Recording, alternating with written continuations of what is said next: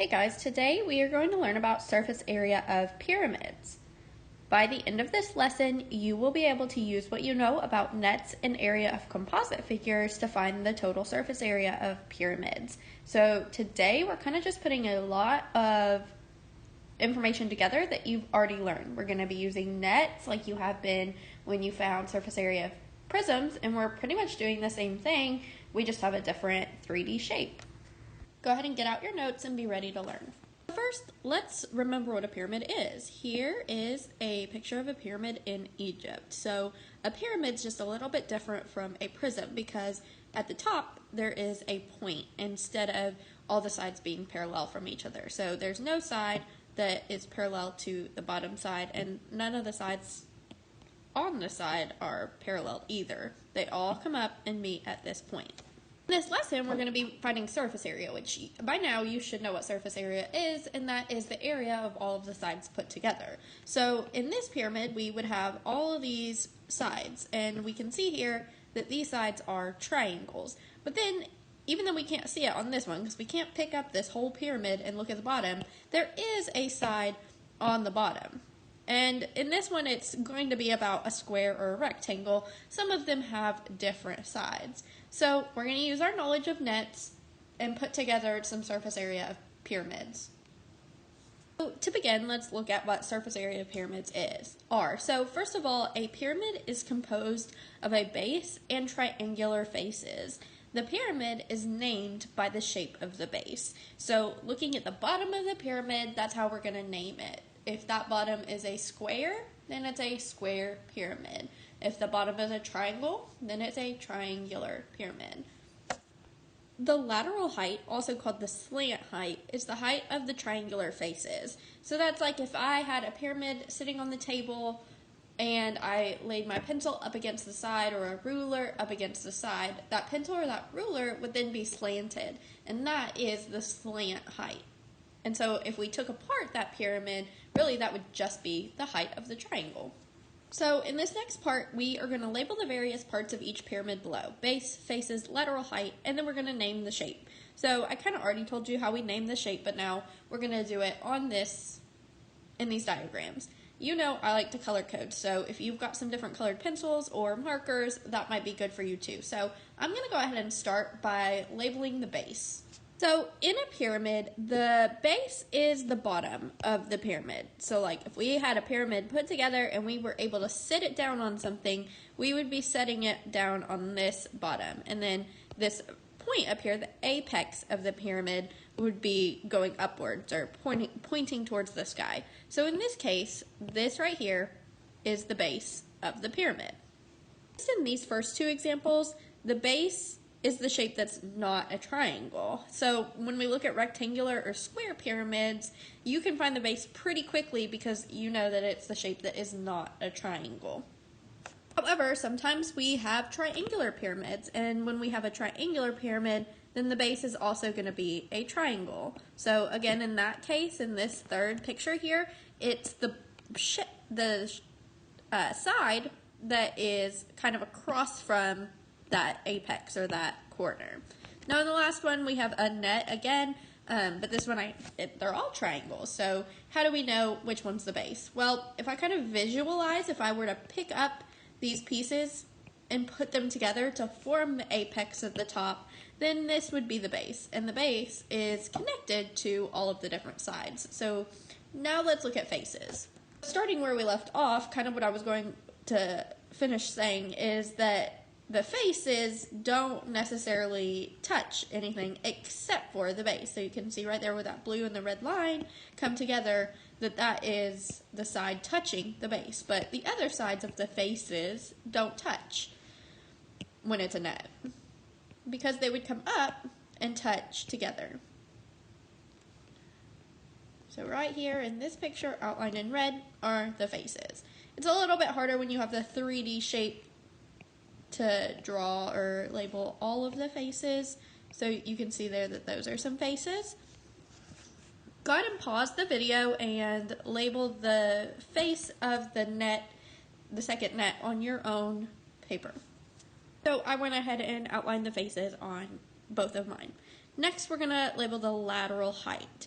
So again, that is the slant height or the height of the triangular faces. So in this first pyramid here, that dotted line or dashed line, that is actually going to be the slant height.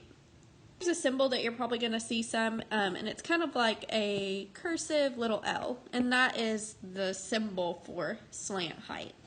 In the next picture, we have a net, so there's nothing that's really slanted here, but up here in the definition, it says that it's the height of the triangular faces. So if I want to see how tall this triangle is, I would go from the bottom straight up there to the point, and so that there is the lateral height. Go ahead and pause the video and try to find the lateral height or label it on your paper for the next two. Okay, so again, in the pyramid that is put together, it's that dotted or dashed line, and then for the other one, it's just the height of one of the faces. Now, the last thing that they want us to do is to name the shape, and I kind of already told you at the beginning how we name pyramids, and that's based off of and it says in the top of our definition that the pyramid is named by the shape of the base. So in this case, our bases are the blue outlined side. So I'm going to start with the first one. That one kind of looks like a square, but since I don't know any of the side lengths, I cannot know for sure that it is a square. So we'll just go ahead and call it a rectangle, just in case like one side could be 3 and one side could be 3.5. And so those would look pretty similar, but one side could be longer. So since the bottom of that shape is a rectangle, we're going to call that a rectangular pyramid. Usually, to be on the safe side, if it looks like a square, you're just going to call it a rectangular pyramid unless it told you the side lengths. If it told you that the side lengths of that base were all the same, then it would be a square. Go ahead and pause the video and try the second one on your own. What would that pyramid be called or named? Okay, so that one was also a rectangular pyramid. Looking at the next shape, that one's a little different. We already kind of talked about that. The base that I have outlined in blue there is a triangle. So this one is called a triangular pyramid.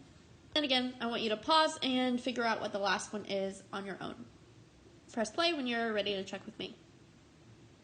Good, so that last one is also a triangular pyramid since the base that I have outlined in blue is a triangle. Actually, in that case, all of the faces are triangles. The next part of our notes say which shapes make up the pyramids above. What is the key characteristic of a pyramid? I want you to go ahead and pause using the things that I've already talked about and some of the things that are already on your notes. I want you to figure out what shapes make up all of those pyramids and what do we know about a pyramid? What makes a pyramid different than a prism? Go ahead and pause and come up with an answer here. So my answer is that the faces are all triangular, the base is a different shape, either a rectangle or triangle in these pictures. There is only one base, in contrast to a prism, there's a point or an apex instead of two bases for these pyramids. Our first question here says to decompose each net into different figures, and decompose just means to take it apart. And then we're going to find the area of each figure. So in this little graphic organizer, we have it already kind of divided up for us, and it says shape 1 and shape 2. So shape 1 is going to be the base. So in this case, this is my base. And here's what I'm talking about with the side lengths already being labeled for you. Since on this one, they're labeled that both side lengths are 7 millimeters, then that would mean that this is a square. So this one could be a square pyramid. Next, we have all of the faces, and all of the faces are these triangles. So that would be our shape 2. So now, breaking it apart, like if I could actually cut this net apart, I would have 5 different shapes here. And for shape 2, those would all be the same, since it is a square. I'm going to go ahead and note that the formula for a square or a rectangle or any shape like that is just length times width. In this case, our length and width is 7 because both sides are 7. So we're going to just do 7 times 7, and that is 49. And in the case of area, our units are going to be millimeters squared. Now we can look at shape 2. Shape 2 is the triangle. So I need to remember that to find the area of a triangle, I'm going to do base times height, and then all of that divided by 2. Sorry, I know that's really small. It's base times height divided by 2. So for this triangle, the base is this side right here, where it meets up with the base of the pyramid. So the base is 7, and then the height is this dashed line right here that tells us that the height of that triangle is 6 millimeters. So I'm going to do 7 times 6, and then take that value and divide by 2. So when I do that, I get 21 millimeters squared. Then for total surface area, we have to add all of the sides together. But I can't just add 49 and 21, because if I do, that would really just be the base, the square, and one of the triangles. But there are 4 of the triangles. And in this case, they are all the same. Since this is a square, all the sides on the bottom of my triangles are 7. And then since they all have to come up and meet at the same point, that kind of tells me that all of the heights have to be 6 millimeters, even though it's not labeled that way. So I need to take the area of shape 2, which was 21 millimeters squared, and I need to multiply that by 4 so that I get the area of all 4 of those triangles. To do that, I get 84 millimeters squared, but then I need to add the base area to that, so I need to take 84 and add 49. That gives me a total surface area of 133 millimeters squared.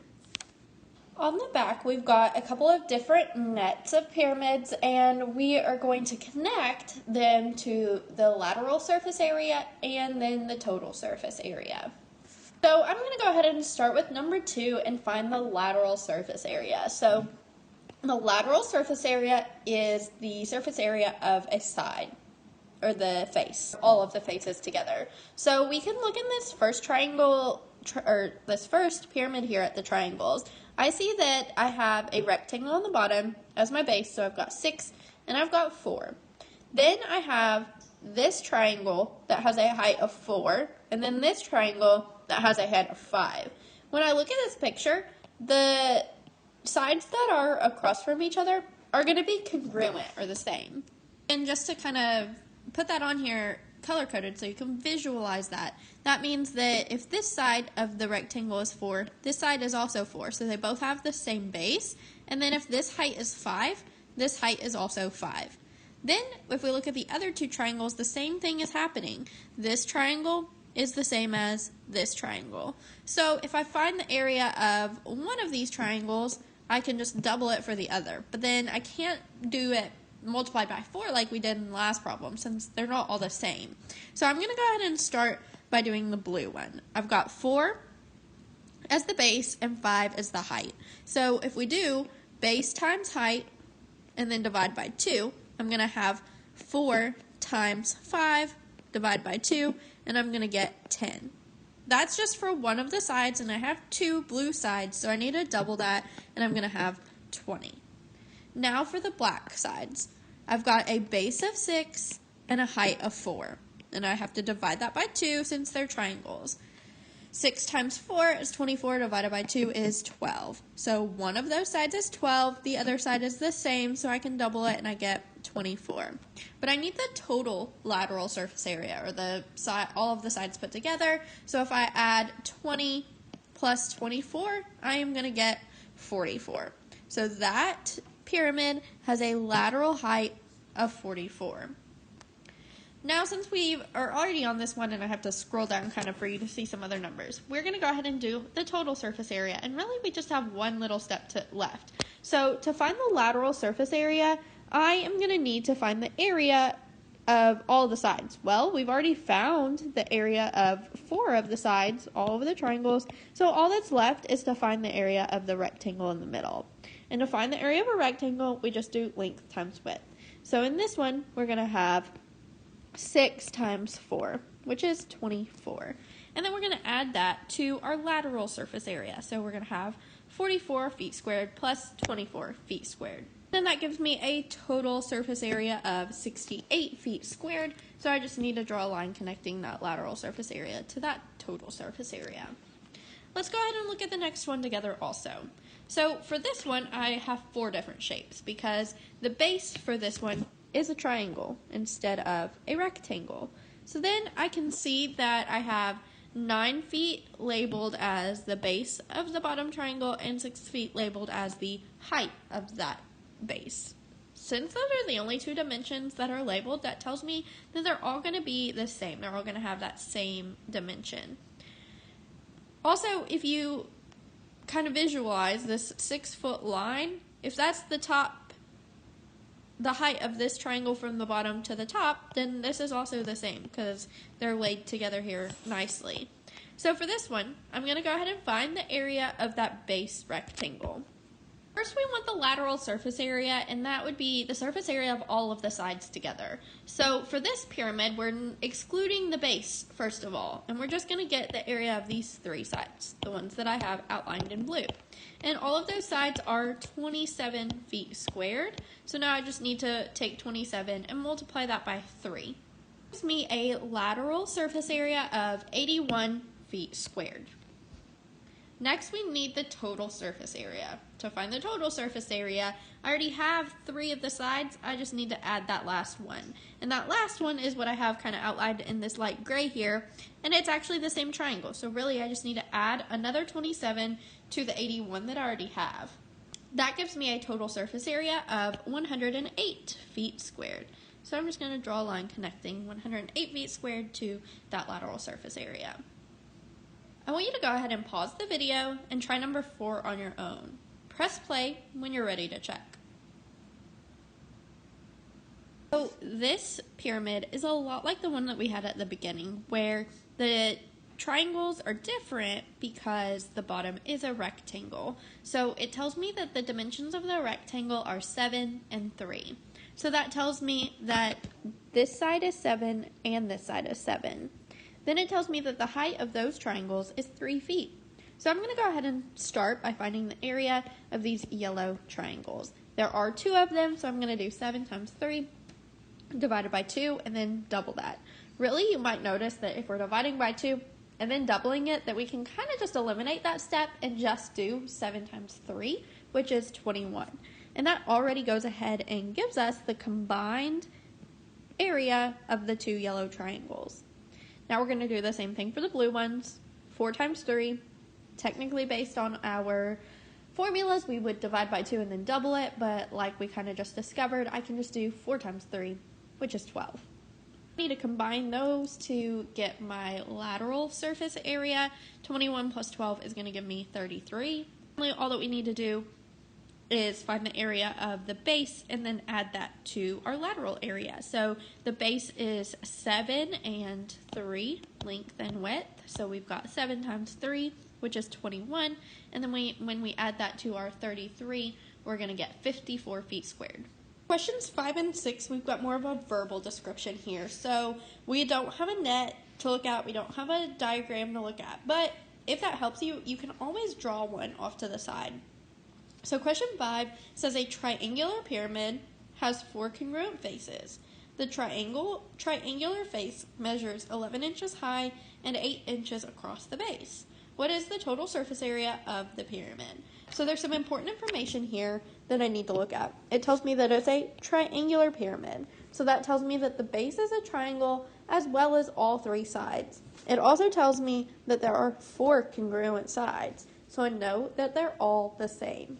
So in this case, it tells me that the height is 11 inches and the base is 8 inches. So for this one, I'm going to go ahead and find the area of one side and then just multiply that by 4. The formula to find the area of a triangle is base times height divided by 2. So here I have 11 times 8, which is 88, and then divided by 2 is 44. Now I just need to multiply that by 4 since there are 4 congruent triangles, and then I'm going to get a total surface area of 176 inches squared. Question 6 says a pyramid has a square base with an area of 64 square centimeters. The triangular faces have a base of 8 centimeters and a height of 4 centimeters. What is the total surface area of the square pyramid? So again, there's some important pieces of information here. It tells me that there is a square base, and it already tells me that the area of that is 64 square centimeters. Then it tells us the dimensions of the triangular faces. They have a base of 8 centimeters and a height of 14 centimeters. I'm going to sketch a little diagram here for you. I'm also a visual learner, so it kind of helps me to have a picture. So it tells us it's a square base. That's the best that I've got. And then it tells us that the base of the triangle, so where the triangle meets the square, is 8 centimeters. I could also figure that out since this whole area is 64. I know that I need to multiply the same number together to get 64, and I know 8 times 8 is 64. Then we've got triangles off of each side, and they're all going to be the same in this case since the bottom is a square, the base is a square. And it tells us that the height of these triangles is 14. I want you to go ahead and pause this video and continue finding out what the total surface area of the square pyramid is, and then press play when you're ready to check. So for this pyramid, the total lateral surface area was 224, and then the base we already knew was 64, so our total surface area here is 288 centimeters squared. If you made it to the end of the lesson, let me know. If you could go on vacation anywhere, would you rather go to the beach or to the mountains? By the end of this lesson, you should now be able to use what you know about nets and area of composite figures to find the total surface area of pyramids. Let me know if you have any questions. Bye, guys.